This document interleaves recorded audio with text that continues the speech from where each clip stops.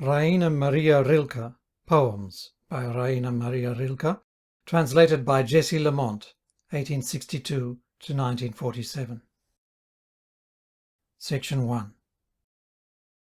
First Poems. Evening. The bleak fields are asleep, my heart alone wakes. The evening in the harbour down his red sails takes. Night, guardian of dreams, now wanders through the land. The moon, a lily white, blossoms within her hand. Mary Virgin. How came from out thy night, Mary, so much light and so much gloom? Who was thy bridegroom? Thou callest, and thou hast forgot that thou the same art not who came to me in thy virginity. I am still so blossoming, so young. How shall I go on tiptoe from childhood to annunciation, through the dim twilight into thy garden? The Book of Pictures. Presaging. I am like a flag unfurled in space. I scent the oncoming winds and must bend with them, while the things beneath are not yet stirring, while doors close gently and there is silence in the chimneys, and the windows do not yet tremble, and the dust is still heavy. Then I feel the storm and am vibrant like the sea, and expand and withdraw into myself, and thrust myself forth, and am alone in the great storm. Autumn. The leaves fall as from far, like distant gardens withered in the heavens. They fall with slow and lingering descent, and in the nights the heavy earth, too, falls from out the stars into the solitude. Thus all doth fall, this hand of mine must fall, and lo, the other one, it is the law. But there is one who holds this falling infinitely softly in his hands. Silent hour. Whoever weeps somewhere out in the world, weeps without cause in the world, weeps over me. Whoever laughs somewhere out in the night, laughs without cause in the night, laughs at me. Whoever wanders somewhere in the world, wanders in vain in the world, wanders to me. Whoever dies somewhere in the world, dies without cause in the world, looks at me. The Angels. They all have tired mouths and luminous, illimitable souls, and a longing as if for sin trembles at times through their dreams. They all resemble one another. In God's garden they are silent like many, many intervals in his mighty melody. But when they spread their wings they awaken the winds that stir as though God with his far-reaching master hands turned the pages of the dark book of beginning. Solitude. Solitude is like a rain that from the sea at dusk begins to rise. It floats remote across the far-off plain, upward into its dwelling place, the skies. Then o'er the town it slowly sinks again. Like rain it softly falls at that dim hour when ghostly lanes turn toward the shadowy morn. When bodies weighed with satiate passion's power, sad, disappointed from each other turn. When men with quiet hatred burning deep, together in a common bed must sleep. Through the grey, phantom shadows of the dawn, lo, solitude floats down the river wan. Kings in legends. Kings in old legends seem like mountains rising in the evening light. They blind all with their gleam. Their loins encircled are by girdles bright. Their robes are edged with bands of precious stones, the rarest earth affords. With richly jewelled hands they hold their slender, shining, naked swords. The night. The night rides forth in coat of mail into the roar of the world. And here is life, the vines in the vale, and friend and foe, and the feast in the hall, and May and the maid, and the glen and the grail. God's flags afloat on every wall, in 1,000 streets unfurled. Beneath the armour of the night, behind the chain's black links, Death crouches and thinks and thinks. When will the sword's blade sharp and bright forth from the scabbard spring, and cut the network of the cloak, enmeshing me ring on ring?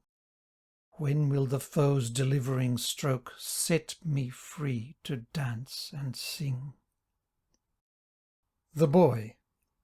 I wish I might become like one of these, who, in the night on horses wild astride, with torches flaming out like loosened hair, on to the chase through the great swift wind ride. I wish to stand as on a boat and dare the sweeping storm, mighty, like flag unrolled in darkness, but with helmet made of gold that shimmers restlessly. And in a row behind me in the dark 10 men that glow with helmets that are restless too, like mine. Now old and dull, now clear as glass they shine. One stands by me and blows a blast apace on his great flashing trumpet, and the sound shrieks through the vast black solitude around, through which, as through a wild mad dream we race. The houses fall behind us on their knees, before us bend the streets, and then we gain, the great squares yield to us, and then we seize, and on our steeds rush like the roar of rain. Initiation. Whosoever thou art, out in the evening roam, out from thy room thou know'st in every part, and far in the dim distance leave thy home, whosoever thou art. Lift thine eyes which lingering see the shadows on the foot-worn threshold fall. Lift thine eyes slowly to the great dark tree that stands against heaven, solitary, tall, and thou hast visioned life, its meanings rise like words that in the silence clearer grow. As they unfold before thy will to know, gently withdraw thine eyes. The Neighbour. Strange violin, dost thou follow me? In many foreign cities, far away, thy lone voice spoke to me like memory. Do hundreds play thee, or does but one play? Are there in all great cities tempest-tossed men who would seek the rivers but for thee? Who but for thee would be forever lost? Why drifts thy lonely voice always to me? Why am I the neighbour always of those who force to sing thy trembling strings? Life is more heavy, thy song says, than the vast heavy burden of all things. Song of the Statue. Whoso loveth me that he will give his precious life for me. I shall be set free from the stone if someone drowns for me in the sea. I shall have life, life of my own, for life I ache. I long for the singing blood, the stone is so still and cold. I dream of life, life is good. Will no one love me and be bold and me awake? I weep and weep alone, weep always for my stone. What joy is my blood to me if it ripens like red wine? It cannot call back from the sea the life that was given for mine, given for love's sake. Maidens. 1. Others must by a long dark way stray to the mystic bards, or ask someone who has heard them sing or touch the magic chords. Only the maidens question not the bridges that lead to dream. Their luminous smiles are like strands of pearls on a silver vase agleam. The maidens' doors of life lead out where the song of the poet soars, and out beyond to the great world, to the world beyond the doors. Maidens. 2. Maidens, the poets learn from you to tell how solitary and remote you are. As night is lighted by one high bright star, they draw light from the distance where you dwell. For poet you must always maiden be, even though his eyes the woman in you wake, wedding brocade your fragile wrists would break, mysterious, elusive, from him flee. Within his garden let him wait alone, where benches stand expectant in the shade, within the chamber where the lyre was played, where he received you as the eternal one. Go, it grows dark, your voice and form no more his senses seek, he now no longer sees a white robe fluttering under dark beech trees along the pathway where it gleamed before. He loves the long paths where no footfalls ring, and he loves much the silent chamber where, like a soft whisper through the quiet air, he hears your voice, far distant, vanishing. The softly stealing echo comes again from crowds of men whom wearily he shuns. And many see you there, so his thought runs, and tenderest memories are pierced with pain. The bride. Call me, beloved, call aloud to me. The bride her vigil at the window keeps.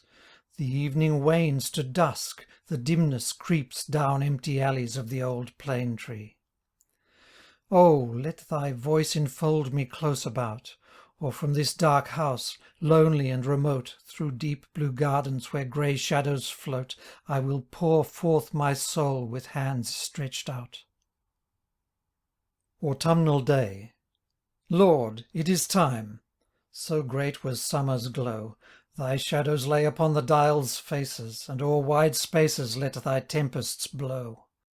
Command to ripen the last fruits of thine, give to them 2 more burning days, and press the last sweetness into the heavy wine. He who has now no house will ne'er build one, who is alone will now remain alone. He will awake, will read, will letters write, through the long day and in the lonely night. And restless, solitary, he will rove where the leaves rustle, wind-blown, in the grove. Moonlight night. South German night, the ripe moon hangs above, weaving enchantment o'er the shadowy lea. From the old tower the hours fall heavily into the dark as though into the sea. A rustle, a call of night watch in the grove, then for a while void silence fills the air. And then a violin, from God knows where, awakes and slowly sings, O love, O love. In April. Again the woods are odorous. The lark lifts on upsoaring wings the heaven grey that hung above the tree-tops, veiled and dark, where branches bare disclosed the empty day. After long rainy afternoons an hour comes with its shafts of golden light and flings them at the windows in a radiant shower, and raindrops beat the panes like timorous wings. Then all is still, the stones are crooned to sleep by the soft sound of rain that slowly dies, and cradled in the branches, hidden deep in each bright bud, a slumbering silence lies. Memories of a childhood. The darkness hung like richness in the room, when like a dream the mother entered there, and then a glass's tinkle stirred the air near where a boy sat in the silent gloom. The room betrayed the mother, so she felt. She kissed her boy and questioned, "Are you here?" And with a gesture that he held most dear, down for a moment by his side she knelt. Toward the piano they both shyly glanced, for she would sing to him on many a night, and the child seated in the fading light would listen strangely as if half entranced. His large eyes fastened with a quiet glow upon the hand which by her ring seemed bent, and slowly wandering o'er the white keys went, moving as though against a drift of snow. Death.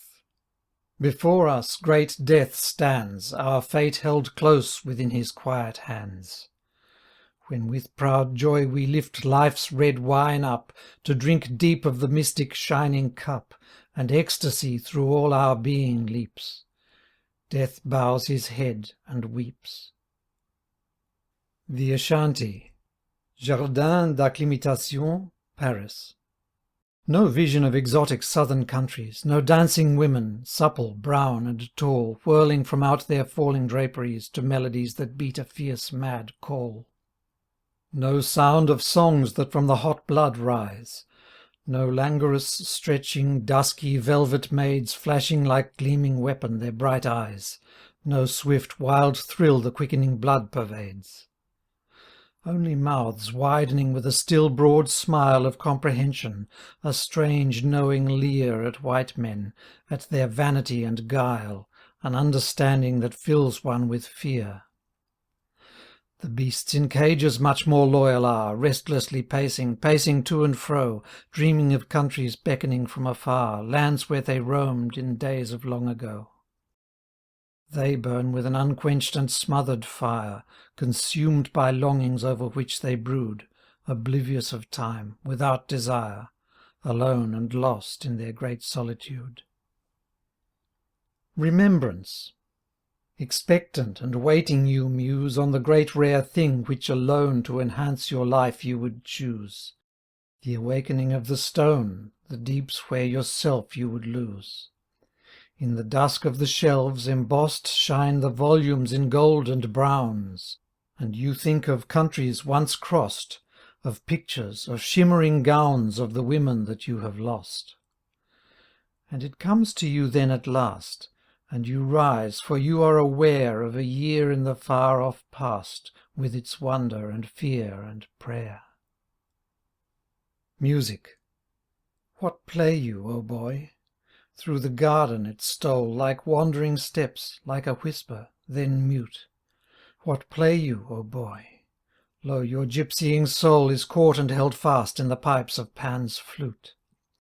And what conjure you? Imprisoned is the song, it lingers and longs in the reeds where it lies.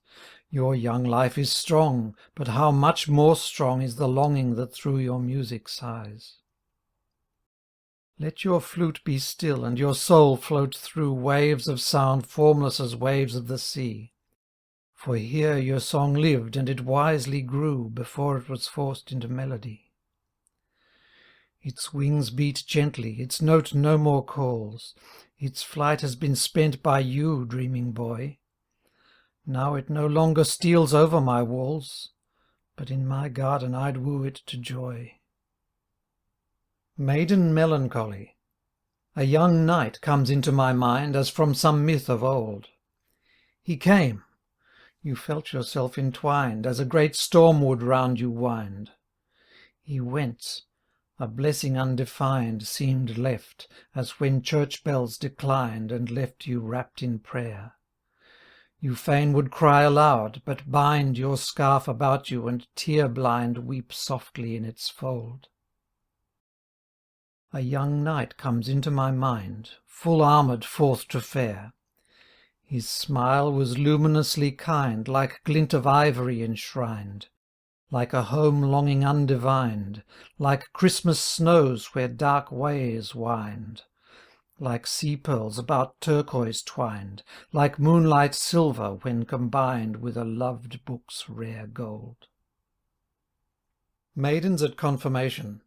Paris in May 1903. The white-veiled maids to confirmation go, through deep green garden paths they slowly wind. Their childhood they are leaving now behind, the future will be different, they know. Oh, will it come? They wait, it must come soon. The next long hour slowly strikes at last, the whole house stirs again, the feast is past, and sadly passes by the afternoon. Like resurrection were the garments white, the wreathed procession walked through trees arched wide into the church, as cool as silk inside, with long aisles of tall candles flaming bright. The lights all shone like jewels rich and rare to solemn eyes that watched them gleam and flare. Then through the silence the great song rose high, up to the vaulted dome like clouds it soared. Then luminously, gently down it poured. Over white veils like rain it seemed to die. The wind through the white garments softly stirred, and they grew vari-coloured in each fold, and each fold hidden blossoms seemed to hold, and flowers and stars and fluting notes of bird, and dim, quaint figures shimmering like gold seemed to come forth from distant myths of old.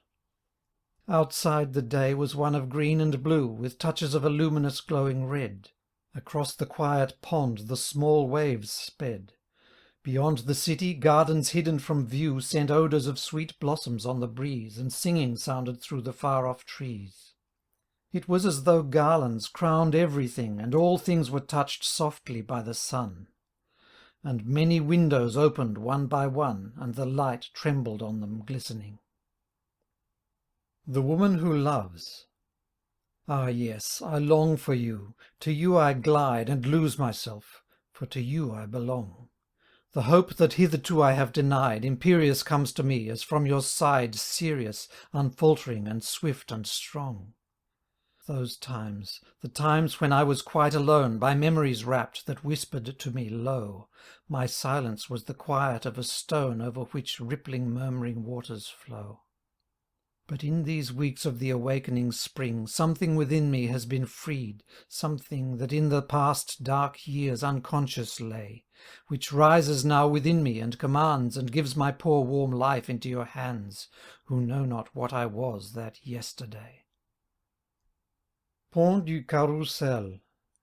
Upon the bridge the blind man stands alone. Grey like a mist-veiled monument he towers, as though of nameless realms the boundary stone, about which circle distant starry hours. He seems the centre around which stars glow, while all earth's ostentations surge below.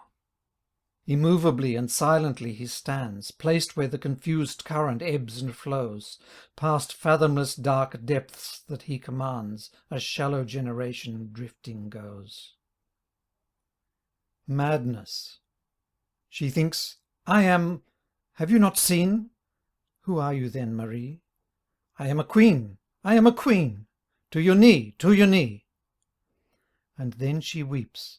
I was a child. Who were you then, Marie? Know you that I was no man's child, poor and in rags, said she. And then a princess I became, to whom men bend their knees. To princes things are not the same as those a beggar sees. And those things which have made you great came to you, tell me, when? One night, quite late, things became different then. I walked the lane which presently with strung chords seemed to bend. Then Marie became melody and danced from end to end. The people watched with startled mien and passed with frightened glance, for all know that only a queen may dance in the lanes. Dance! Lament. Oh, all things are long passed away and far. A light is shining, but the distant star from which it still comes to me has been dead 1,000 years. In the dim phantom boat that glided past some ghastly thing was said. A clock just struck within some house remote. Which house? I long to still my beating heart. Beneath the sky's vast dome I long to pray. Of all the stars there must be far away a single star which still exists apart. And I believe that I should know the one which has alone endured, and which alone, like a white city that all space commands, at the ray's end in the high heaven stands. New Poems. Early Apollo. As when at times there breaks through branches bare a morning vibrant with the breath of spring, about this poet head a splendour rare transforms it almost to a mortal thing. There is as yet no shadow in his glance to cool his temples for the laurel's glow.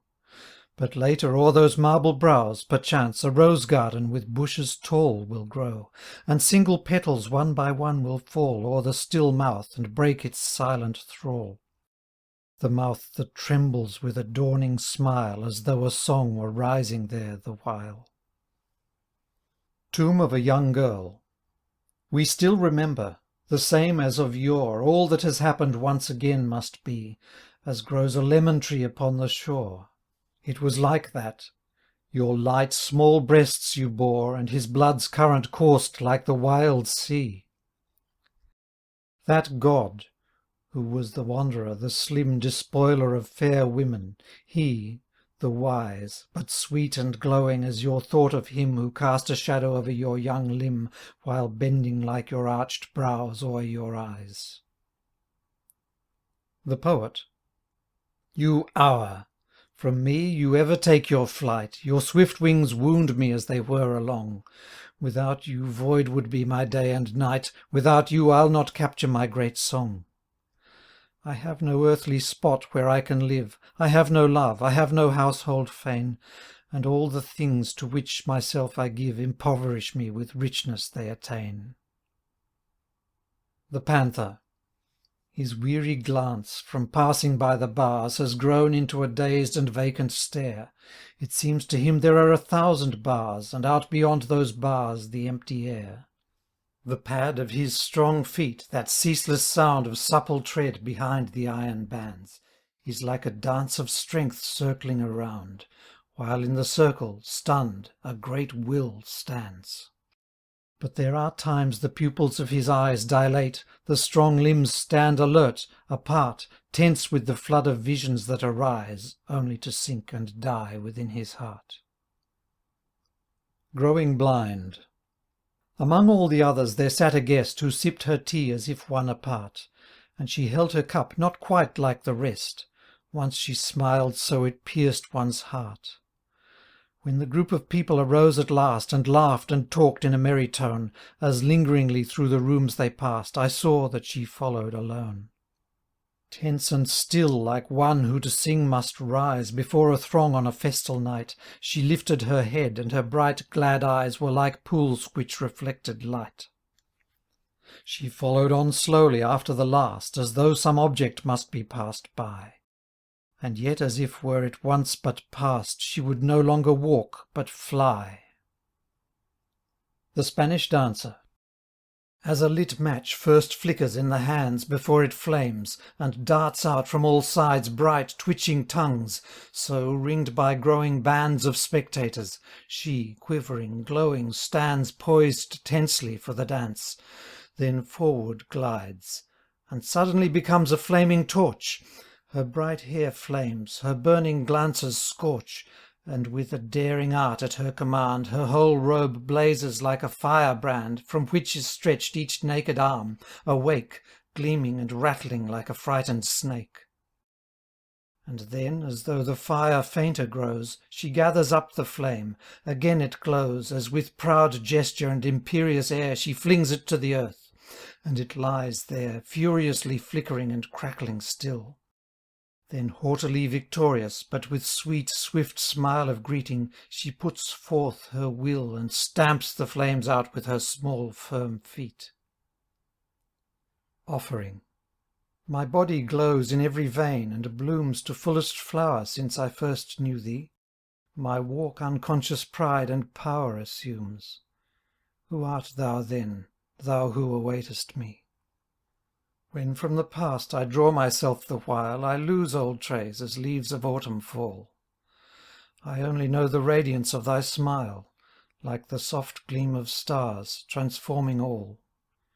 Through childhood's years I wandered unaware of shimmering visions my thoughts now arrests to offer thee, as on an altar fair that's lighted by the bright flame of thy hair and wreathed by the blossoms of thy breasts. Love Song. When my soul touches yours, a great chord sings. How shall I tune it then to other things? Oh, that some spot in darkness could be found that does not vibrate whene'er your depths sound. But everything that touches you and me welds us as played strings sound one melody. Where is the instrument whence the sounds flow? And whose the master hand that holds the bow? Oh, sweet song. Archaic torso of Apollo. We cannot fathom his mysterious head. Through the veiled eyes no flickering ray is sent. But from his torso gleaming light is shed as from a candelabrum. Inward bent his glance there glows and lingers. Otherwise the round breast would not blind you with its grace, nor could the soft curved circle of the thighs steal to the arc whence issues a new race. Nor could this stark and stunted stone display vibrance beneath the shoulder's heavy bar, nor shine like fur upon a beast of prey, nor break forth from its lines like a great star. There is no spot that does not bind you fast and transport you back, back to a far past. The Book of Hours. The book of a monk's life.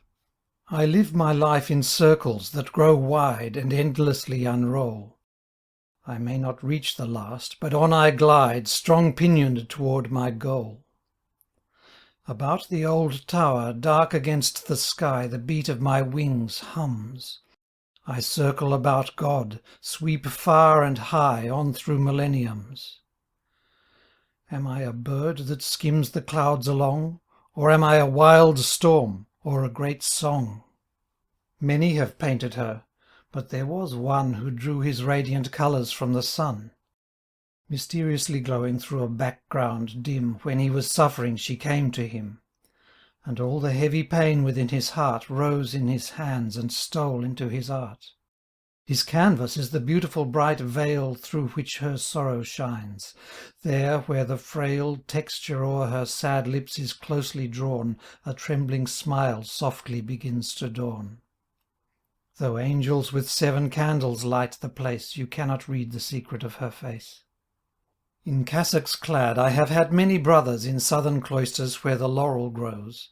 They paint Madonnas like fair human mothers, and I dream of young Titians and of others in which the god with shining radiance glows.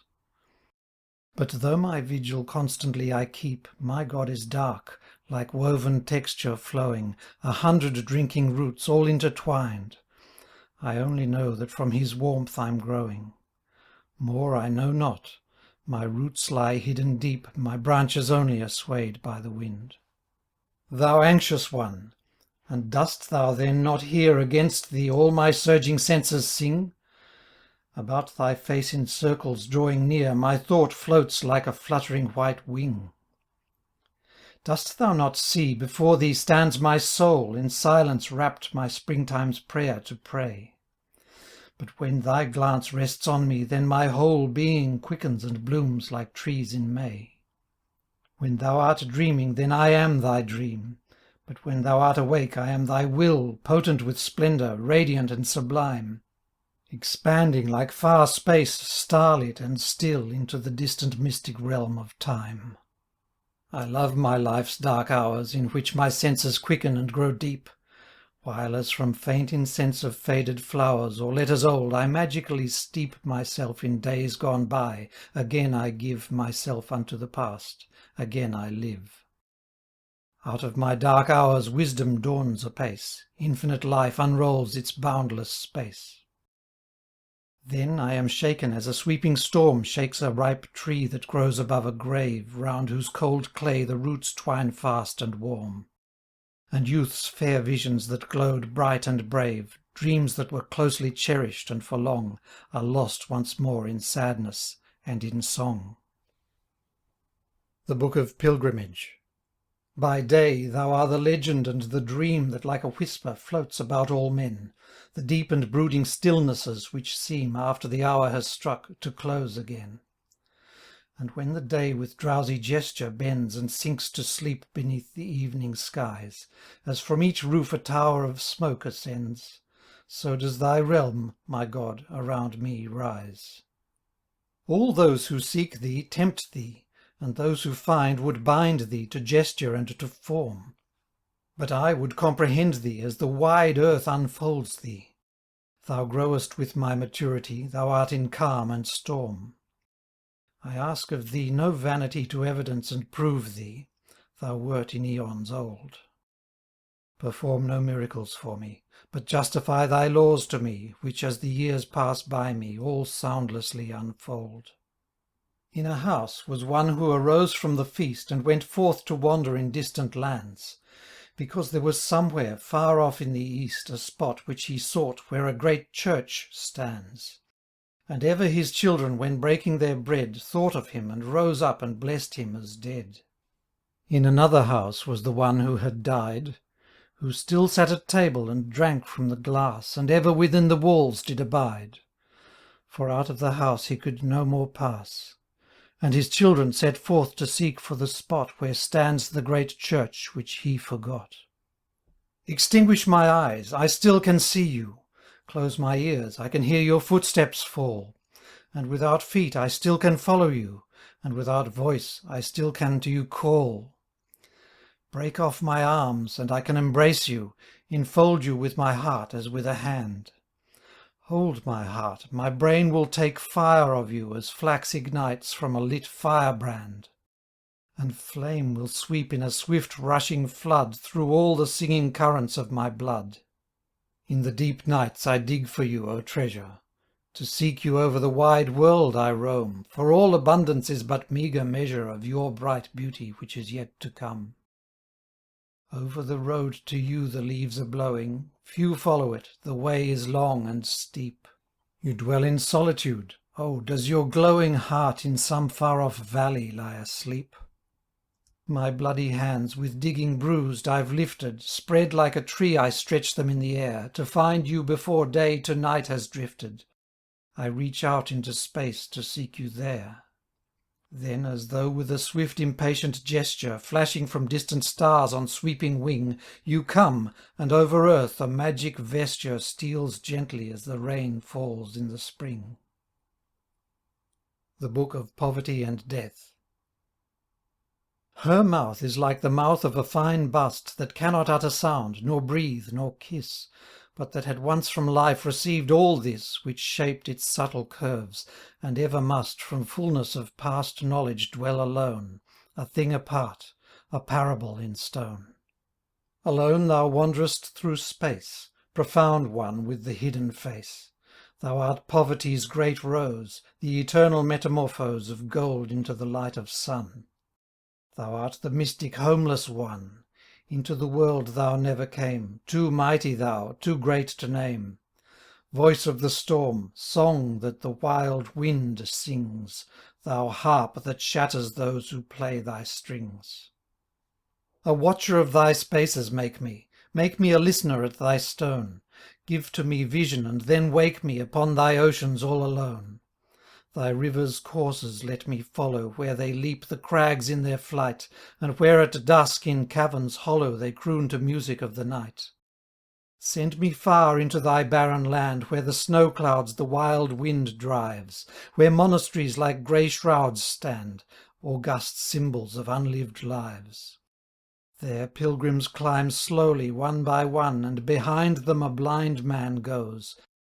With him I will walk till day is done up the pathway that no one knows.